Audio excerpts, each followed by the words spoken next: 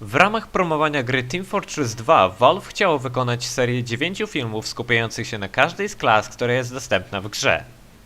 Ostatecznie jednak filmów z cyklu Poznajcie drużynę było 10. Pierwszy film, Poznajcie Grubego, został wydany 14 maja 2007 roku, czyli kilka miesięcy przed trafieniem gry do sprzedaży. Następny był Żołnierz. Jego film został wydany 22 sierpnia 2007 roku. Trzecią klasą, która otrzymała swój film, był Inżynier. Było to 11 września 2007. 9 października, czyli w dzień wydania gry, został wypuszczony filmik Poznajcie Demomena. Następne filmy pojawiały się w dużo większych odstępach czasowych. Poznajcie Skauta 19 kwietnia 2008, Poznajcie Snajpera 7 lipca 2008, Poznajcie Szpiega 19 maja 2009, Poznajcie Medyka dopiero 23 czerwca 2011 roku. Dodatkowym filmikiem, o którym wspomniałem wcześniej, było Poznajcie Kanapkę, który został puszczony w eter 19 sierpnia 2008 roku. Pozostawała tylko jedna klasa do pokazania – Pyro. Społeczność TF2 nie mogła się doczekać tego filmiku. Mieli bowiem nadzieję, że odpowie on na część pytań związanych z tajemniczą postacią. Chodziło o jego płeć, motywację, wygląd, nawet o to, czy to jest w ogóle człowiek. Jeszcze w marcu 2010 roku Robin Walker, jeden z twórców gry, powiedział w jednym z wywiadów, że w Meet the Pyro będziemy mogli zobaczyć świat oczami Pyro. Jedno było pewne. Valve zamierzało wypuścić ostatni filmik promocyjny z tej serii w roku 2012. Świadczył o tym post, który został przez nich umieszczony na końcu 2011 roku. W marcu 2012 roku w jednym z wywiadów wyszła na jaw informacja, że Valve zakończyło już pracę nad Meet the Pyro oraz że zostanie to wydane wkrótce w towarzystwie czegoś jeszcze. Wreszcie 19 czerwca zaczęły się pojawiać wskazówki w grze, które mówiły, kiedy dokładnie miało to się stać. Tego bowiem dnia Team Fortress 2 został zaktualizowany. Wprawdzie Valve nie dostarczyło żadnej listy zmian, ale ludzie dowiedzieli się, że do gry zostały dodane nowe przedmioty. Była to złota rybka, paprochy z kieszeni, krąg sera, skórka od banana, deska od drzwi do stodoły, sekretny pamiętnik i uszkodzony kondensator. Wypadały one wraz ze zwykłymi broniami. Jeden z przedmiotów, uszkodzony kondensator, zawierał na sobie następujący ciąg znaków. 20 czerwca gra została zaktualizowana po raz kolejny. Dodała ona opisy do dodanych przedmiotów.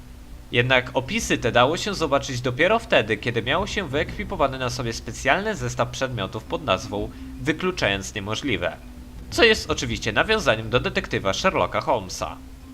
Ale to nie wszystko. Każdy z opisów tych przedmiotów zawierał pojedyncze fragmenty większej sentencji. Kiedy użylibyśmy je w odpowiedniej kolejności, otrzymywalibyśmy to. Jest to fragment opowieści o Sherlocku Holmesie pod tytułem Przygoda w Cooper Beaches. 21 czerwca zostały zmienione schematy przedmiotów z zestawu Wykluczając Niemożliwe. Zostało tam dodanych 8 ciągów MD5. MD5 jest popularnym sposobem na generację skrótów o wartości 128-bitowej. Do znaczenia tych skrótów wrócimy za chwileczkę. Od tamtej aktualizacji gracze mogli połączyć ze sobą skórki od banana za pomocą systemu wytwarzania znajdującego się w grze. Można było połączyć ze sobą minimalnie 2 skórki. Limitów wzwyż nie było. W wyniku połączeń tych przedmiotów gracze nie tracili swoich skórek, a więc mogli je wciąż stale ze sobą łączyć. Za każdym razem, kiedy to robili, na ekranie pojawił się następujący komunikat. Maksymalną wartością Banana Error była liczba 8, minimalną 1. Dalszy ciąg błędu jest napisany w językach hiszpańskim i fińskim. Tłumaczy się to jako Banana Overflow Error, Detailed Report, czyli błąd przypełniania bananami, szczegółowy raport. Następnie można było zobaczyć ciąg szesnastkowy.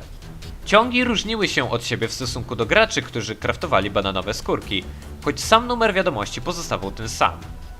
Guzik zamknięcia komunikatu zawierał informacje w języku walijskim.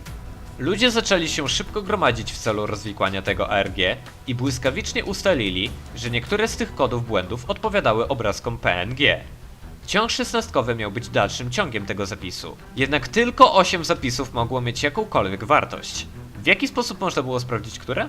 Za pomocą 8 ciągów MD5, o których mówiliśmy przed chwilą.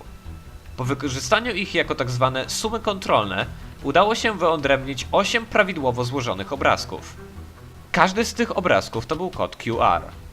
Każdy z tych kodów QR przedstawił 7 różnych fragmentów 2 stron pewnego dokumentu. Po ułożeniu tych wyciętych kawałków w odpowiedni sposób powstawał fragment transkrypcji rozprawy, której uczestnikami byli senatorzy Stanów Zjednoczonych oraz Saxton Hale. Przesłuchanie było częścią fabuły toczącej się w uniwersum Team Fortress 2. Dotyczyło ono wysyłania małpki Puppy Joe w kosmos i skradzionych zapasów Australium. O lorze Team Fortress 2 porozmawiamy przy okazji filmiku opisującego historię tej gry. Około północy między 22 a 23 czerwca 2012 roku czasu polskiego na blogu na oficjalnej stronie Team Fortress 2 została umieszczona wiadomość przez użytkownika Pyro. Zastępując odpowiednio długie i krótkie serie przytłumionych słów otrzymalibyśmy 6 liter, które ułożyły nam słowo Monday, czyli poniedziałek. Jeżeli dodatkowo wzięlibyśmy pod uwagę strefę czasową PDT, w której operuje Valve, odkrylibyśmy, że dokładna data tego postu przypada na 22 czerwca na godzinę 15, co dokładnie pokrywa się z oznakowaniem na kondensatorze. Następnego poniedziałku, czyli 24 czerwca 2012 roku został ostatecznie ogłoszony dzień pierwszy aktualizacji Pyromanii. W dniu trzecim został również w końcu wypuszczony filmik Meet the Pyro. Kiedy aktualizacja ukazała się w grze, wszystkie tajemnicze przedmioty zostały przetworzone automatycznie na kubkę popiołu, którą z kolei po połączeniu można było przekształcić w skrzynki, które zawierały przedmioty dodane w aktualizacji Pyromanii. 2 przedmioty pozostawały z jakiegoś powodu nienaruszone, poza zmienionymi nazwami. I wraz z tym pozostawała tylko jedna tajemnica, która tak naprawdę była związana ściśle z jednym z tych przedmiotów. Kondensator posiadał na sobie jeszcze jeden ciąg znaków. One były związane z kolei ściśle z następnym ARG, do którego miało dojść już za niecałe 2 miesiące.